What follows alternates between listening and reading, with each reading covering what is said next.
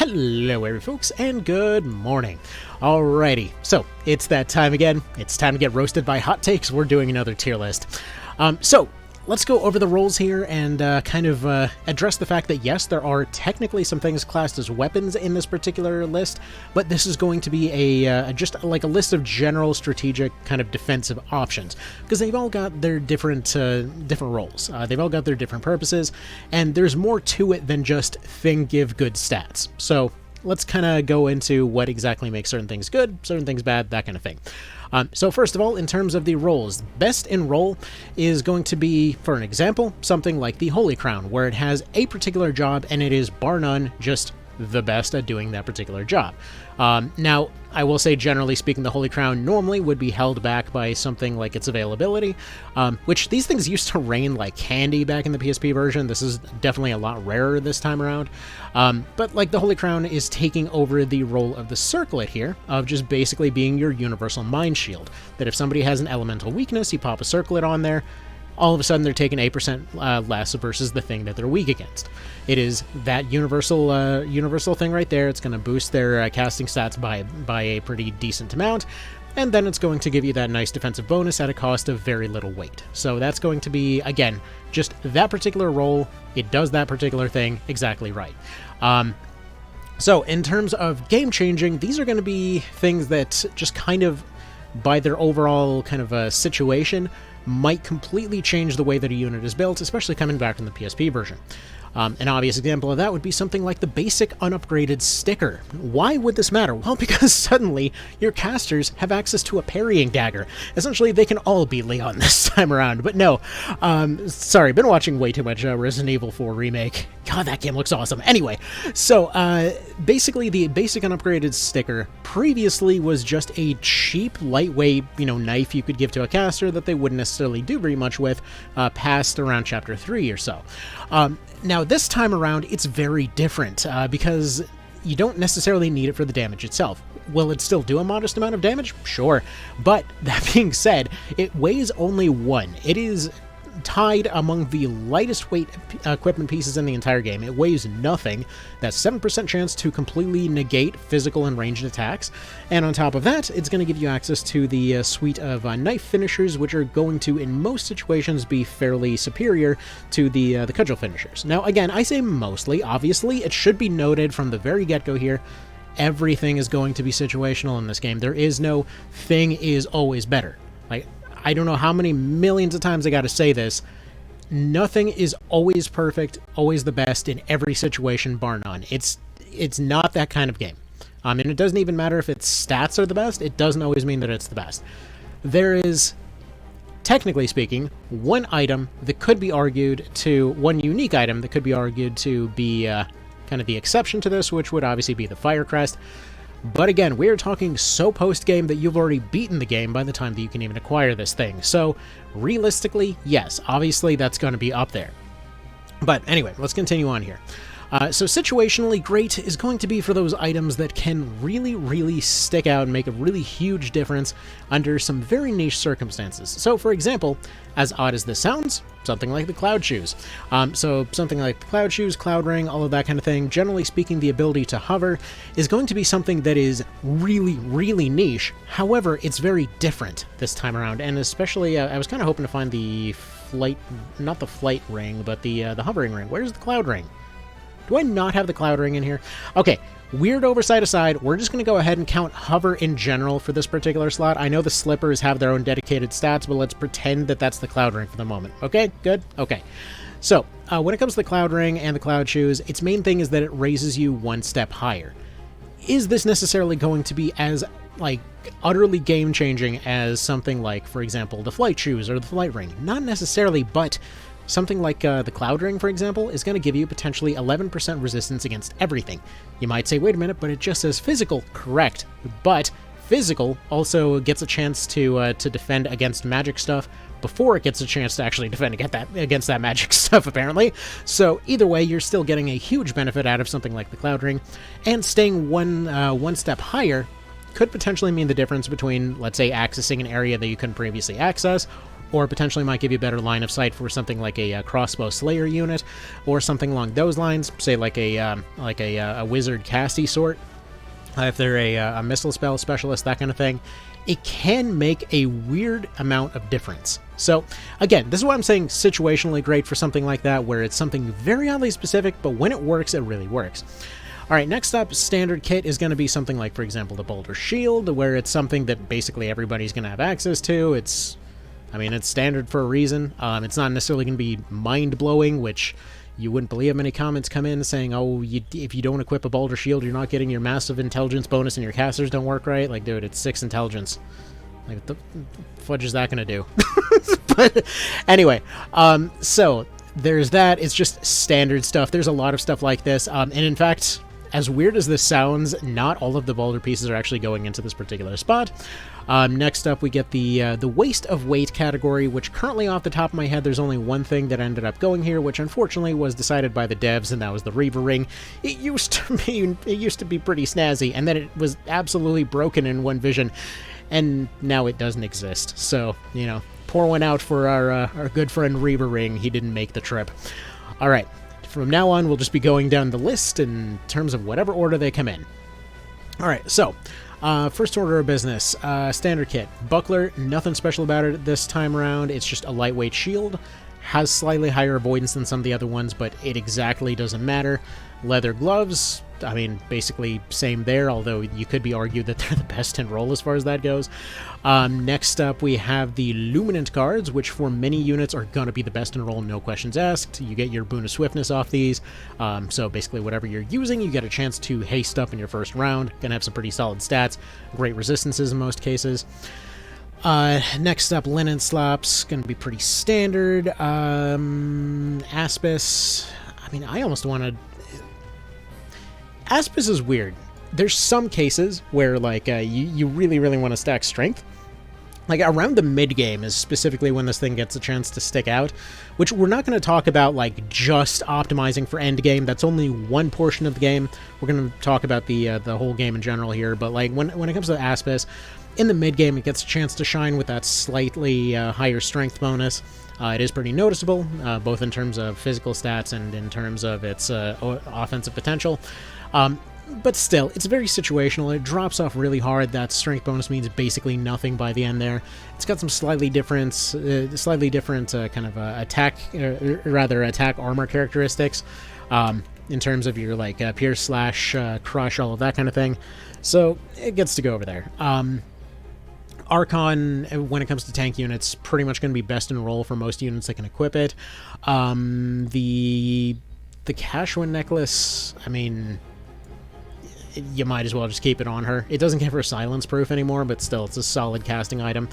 Straight until you get something better for her in the late game, but it's going to be the best in roll for her for the most part. It's a really solid item. For the Azure necklace, it's situationally great. Like, it's got some pretty solid stats, as it always did, with strength, vitality, as well as resistance and luck, plus a health boost on a starting item. It's the reason why Denim seems to be stronger than everybody else right from the get-go. However, this time around it doesn't give stun proof, so it's not exactly as busted as it used to be. Granted, it doesn't really need it this time around either, because stuff doesn't really stun as much, but man, would it be nice in the Fire Temple there. Was it the Fire Temple? I think it was the Fire Temple and the Wind Temple that had all the Cyclopes running around. Alright, Rezenzi is pretty standard, but where is the Dread? I know the Dread's on here somewhere. Dread gets to go up in situationally great. Why? As dumb as this sounds, avoidance bonus. Because avoidance, while it doesn't get a chance to shine for most of the game, it is the first time that you get a shield that's actually going to give you a significant enough of a bonus that there's a pretty decent chance you're actually going to start seeing some solid dodge rates. Is this the most amazing thing ever? Not necessarily, but it's still pretty neat.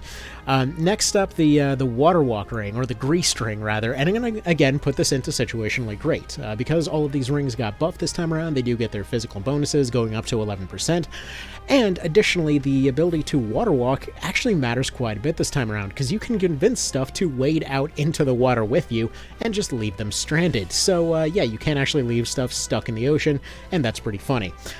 Okay, next up we have the weapon necklaces. These are going up into game-changing. Why? Lobbers.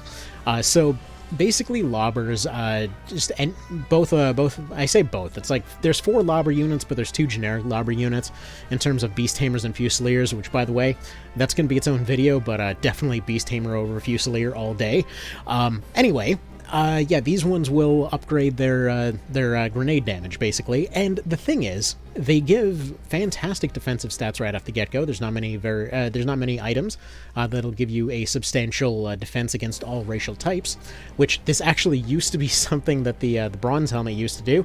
Unfortunately, you know, might as well even drop it into waste of weight, because there's almost no cases where you want to use the bronze helm over anything else this time around. But yeah, the weapon necklaces kind of took over for the bronze helm in terms of the racial defenses. Now, their actual stats haven't changed since PSP, but the situation around them has. So either way, these will boost your grenade damage from roughly about a flat 400-ish to about, like, I think like a 600-ish for your various damage grenades and things like that. These will vary a little bit, but still, it's a pretty significant boost. They allow you to break that damage cap a little bit. Once you get elemental weapons down the, or not elemental, but once you get the Heaven General weapons, you can actually completely max that out. That particular scaling maxes out at 90, by the way. So you can eventually start throwing like 1,000+ damage shots, and I'm fairly certain that's even before you start getting into the physical card upgrades with those, so good stuff there. Next up, we got the blowguns. So these are, again, generally something that's kind of more of a defensive option, more so than an offensive one. It does give you access to some of those offensive finishers, and they've got some pretty okay coverage. But for example, something like the Petrodar blowgun actually could potentially be very game-changing, because they come with 15 strength on there. Now, later on, this may not necessarily matter as much, though it can be fairly significant. Early on, though, like, think about all these stats as like a percentage of the whole, as it were, because early on, this can matter an absolute ton. Because again, 15 is like what percentage of 100? About 15%. Whereas, for example, later on you end up using it, and it's like, what percentage is it of 300? Well, it's going to be dramatically less, but it's still going to be noticeable. Either way, if you're seeing like a 15% increase in your, you know, overall physical power from a single item, then, you know, kind of handy to have there. So yeah, use that in your primary, though. You don't get the stat bonus if you use it in your offhand, which is kind of something to consider there. Next up, just like the Aspis, I'm actually going to put the gauntlets over here. Just basically the strength stacking in the mid-game is noticeably handy. This is actually the same reason that the chain is going to go over here as well. Chain leggings, not as much, because they're pretty standard across everything, but like this is your strength build, more or less, in the mid-game. So just kind of something to have there. Again, later on this drops off significantly, but it is noticeable at that time, especially if you happen to be running something along the lines of a crossbow unit. This actually can be pretty a nice way to boost them up before you get access to nomads. Which actually, speaking of, what are the nomads? These are, while technically not the best in roll, actually the snipe bracers would take over for them, but just like these two over here, it's the same thing where it's just a massive stack of one particular thing, doing that particular role, no questions asked. Actually, same thing for the snipe gators over here, that are just going to be the best like defense stacking boot in the game, no questions asked. Alright, next up, so I'm going to put alluring boots over here, just so you know there are 2 versions of the alluring set. The red hooker boots and then the fancy black boots. So basically the only difference between them is that the red versions don't have as good stats, but they still have the luck bonus. They have some slightly different characteristics as far as defense goes, but generally speaking, the black ones are just a direct upgrade over the red ones, so I'm not necessarily going to cover them. You mostly use them for the purposes of having a luck bonus, though. That's a 15 luck bonus off of wearing them. It doesn't see much on its own, but for example, one of my favorite builds going into the end game was just a Valkyrie with luck boots, stinky set, and then just a Ring of Fortune, and then Balder equipment for the hand slots, just spamming summons the entire time. This is the reason why I'm completely unimpressed by shamans, because there's so much more like fun nonsense you can do when it comes to just infinite spam Valks and stuff like that.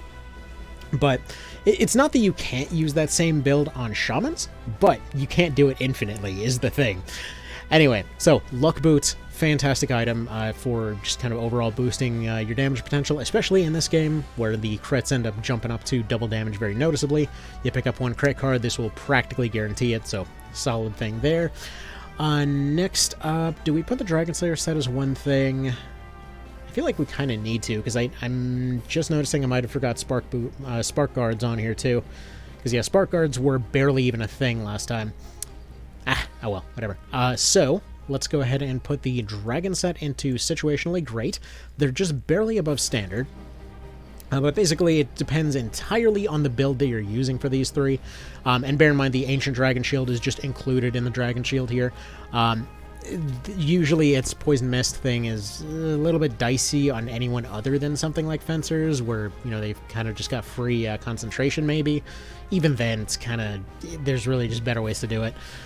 Either way, yeah, Dragon Slayer set will depend entirely. Again, just imagine, like, Spark Guard boots just over here somewhere.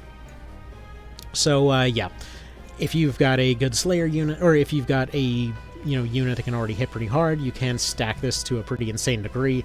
You can actually use the Worm Scale set on an Archer this time around, which does allow for hilarious things, like, for example, Dragon Slayering with the Sentinel's Rib for, like, 25,000 damage and stuff like that. It's, it's fun like that. Bear in mind, that was on a generic out-of-the-shop rookie, so you can do some fun stuff with this against one particular unit type. It's amusing, you can make some numbers that look cool, but you're not always going to be facing that unit type, so kind of whatever there. Next up, we got the Caldia, which, yeah, just like the sticker up here, is a massive game changer for any caster units. Just the chance to parry, gives a charm built in there. The only reason that the sticker is rated above it is because it's 4 times the weight. It does give some casting bonuses, but you'll never see those because you're using this on your offhand. Alright, let's see. Tower Shield, Standard. Spike Shield, Standard. There's really few things that are a waste of weight. And again, you might be thinking, like...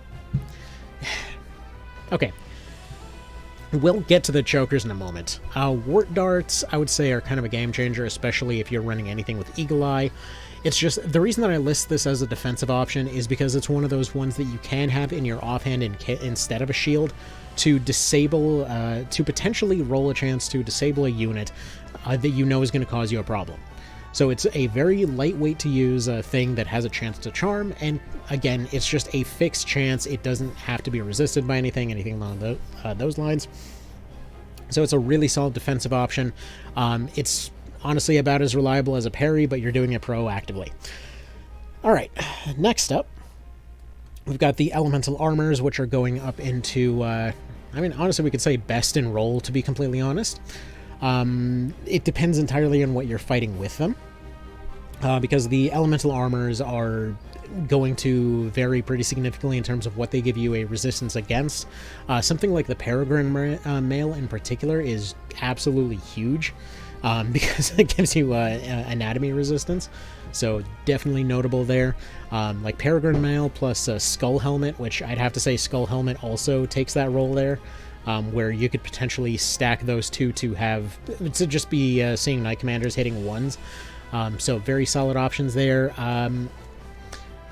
Not really more to say on that, to be honest. Okay, next up, Elemental Shields. I would say are going into Standard. As much as they're upgrades to basic shields and as much as they can cover your weaknesses in terms of elemental stuff, they're kind of just Standard, to be honest. They drop everywhere throughout Palace of the Dead, so you're going to wind up with a few of them, and honestly, a shield upgrade is a shield upgrade, so whatever.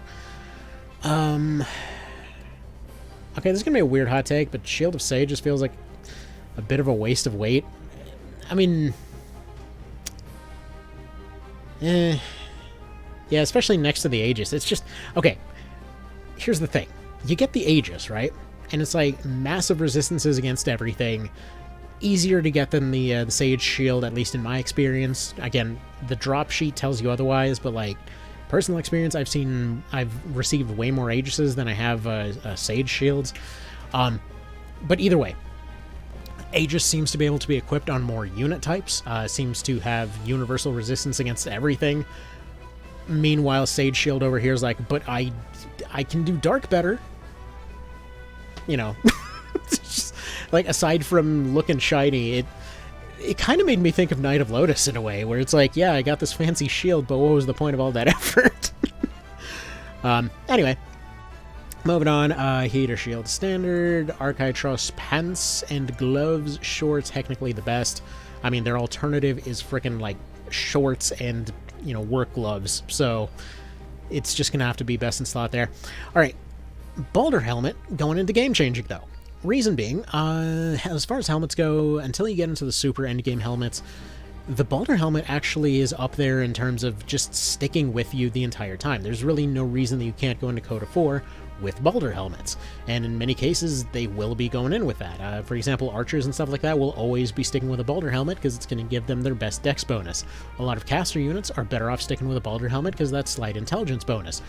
Is it necessarily going to be a massive stat difference? No, but it's just going to be the best at that particular thing, and in fact, well, no, I would say it's more game-changing for particular classes more so than best in slot. It's kind of like right in the middle, you know? That's weird. I'm going to say okay, we're going to put it up here because it's the best for quite a few classes, just in terms of a standard option. Sure, there's some fancier ones that may drop here or there that may be better, but in many cases, for a lot of units, it is legitimately like the best in slot option, like stuff like Vice, like archers and what have you. It's oddly specific, but it's there. Alright, in terms of gloves, I mean, the Balder set, the rest of this is pretty standard, I would say. Like, the gloves get replaced pretty much immediately by a harder hitting option or a more defensive option. The pants usually have a better option immediately. There's little reason to keep that slight intelligence bonus over the other things. But again, with the helmets, you're not necessarily taking a huge jump until, like let's say you're going up to the Archon from the Balder, you know? Okay, I think we'll just leave it as game-changing. Like, it's a notable change in this game. It's somewhere in the middle, is the best way to put it. Like, these aren't necessarily entirely distinct tiers. There's going to be some crossovers, but I'm hoping you get the general idea here. Robe, basically a waste of weight. You don't really get enough for this to be significant. Robe of Sages, generally going to be the best casting robe for everybody. Mage Pants, usually going to be the best. Mage Gloves, usually going to be the best. Thunder Gloves, sort of situationally great for some units. I feel like both of those are in that same role there. They may cover some weaknesses, they may give some better stats. They're not going to be like the end-all be-all, but they're nice and fancy to have. Jiggly Gloves, pretty much go with the entire Jiggly set. So we're just going to do the Jiggly, kind of the Jiggly Gloves as the entire Jiggly set. I think that's how I did it the first time too. Because once you get it, you can potentially see some pretty wild numbers coming out of certain units. For some reason, the Rangers held up as the best Jiggly user, but I really disagree, because Archer can do that same job better. Like, literally, they just do the same thing, but they shoot twice.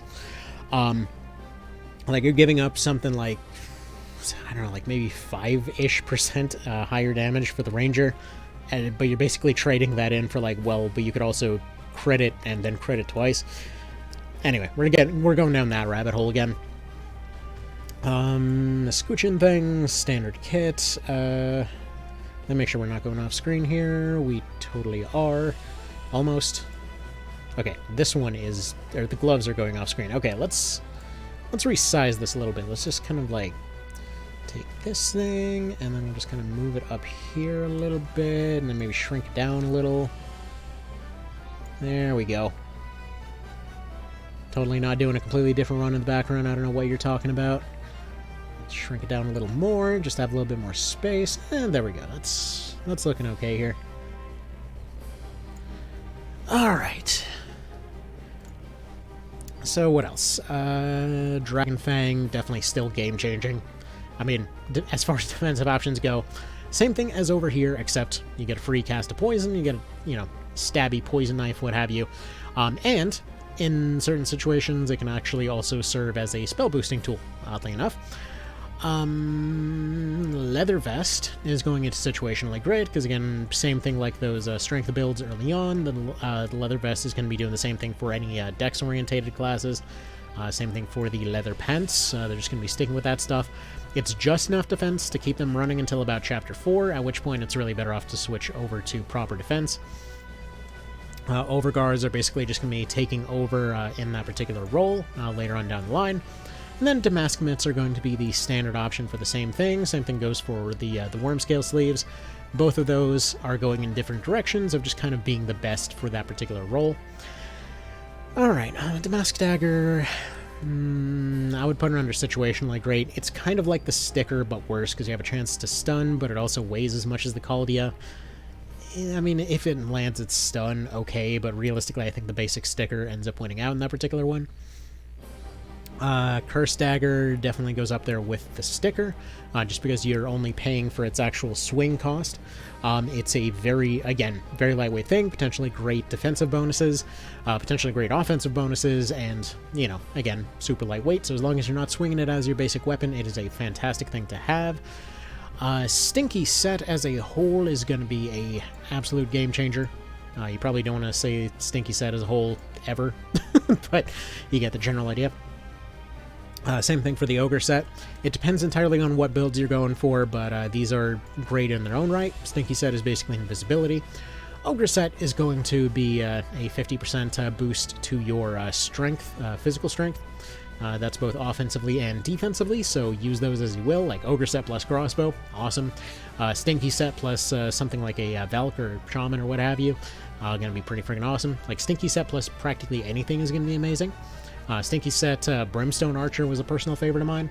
But yeah, I have that there. Daedalus, best gloves in the game, bar none.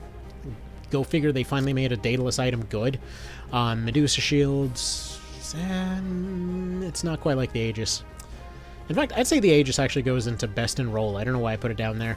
Because yeah, Medusa shield I would say is situationally great if you land those petrifies, but other than that it's an okay shield, but the Aegis is just the Aegis.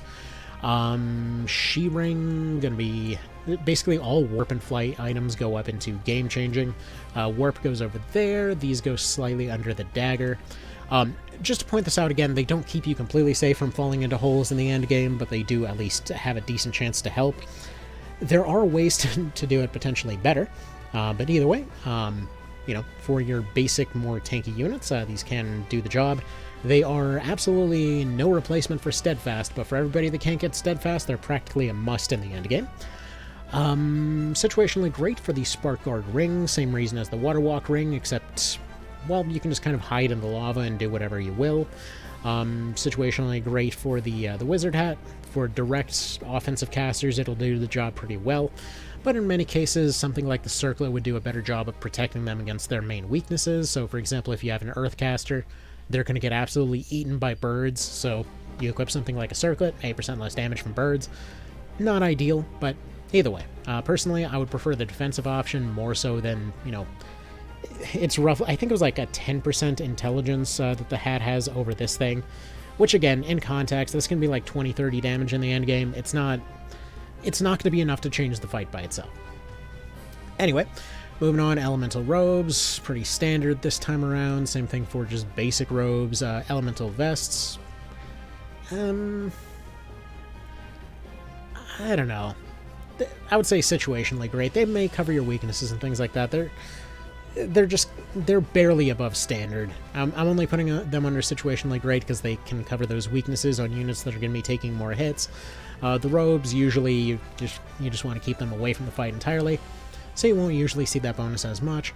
Tramplers are the best vitality bonus shoes in the game, so best in roll there. Damask helmet is standard. Gambazin is standard. Or Brigandine, rather. The mask stuff is standard once again. Basic caster robe is standard, and then we get to the chokers. So yeah, look. The chokers changed a lot. So, the thing is, in PSP, they worked differently from the whole rest of the series. It has to be kind of understood. Like, back in March of the Black Queen, they were simply a defensive bonus against a particular element, right? When it came to any other iterations, it was basically the same thing. They were just improving your resistance with that particular element. This time around, they basically are going to... going to, sorry, my nose is acting a little bit funny, but they're going to be doing that same thing of just giving you that resistance against that particular element. However, they do still come with an attack bonus and some okay stat bonuses. In fact, I would say, as odd as this sounds, they can be situationally great, but it's a very niche situation. See, there's almost no equipment that'll actually boost your MP this time around, which basically means that if you are, for example, running a finisher spammer, and, for example, it's a unit that doesn't necessarily run off meditate, you may potentially see some use for this as a MP banking tool more than anything else. So this can stack with something like Insight to allow for potentially banking, 1 to potentially 3 extra finishers, depending on how exactly their situation goes. So it could be, again, situationally very useful, and I know because I've specifically used this on a couple of builds before just out of curiosity. It works, it's niche, it's probably more along challenge run territory, but if you happen to get this, I mean, obviously they're pretty well into late game, but if you're on some very oddly specific challenge runs and you happen to get this, it might just be the thing you're looking for. They're not exactly useless, they're definitely not as bad as some of the, like in March of the Black Queen, usually you got it and it's like, here you go, you just chuck it to the first unit that you see, but like, in PSP it was different because it gave you a 40% damage overhead bonus to anything elemental, just because they worked offensively and defensively, though in that particular case I would say that I personally always preferred the weapon earrings anyway, but some folks absolutely swore by these, especially especially the Shaman fans. So either way, situational, it is very specific, but we'll put it at the very bottom of situationally great. So anyway, that will be about that. There's the opinions.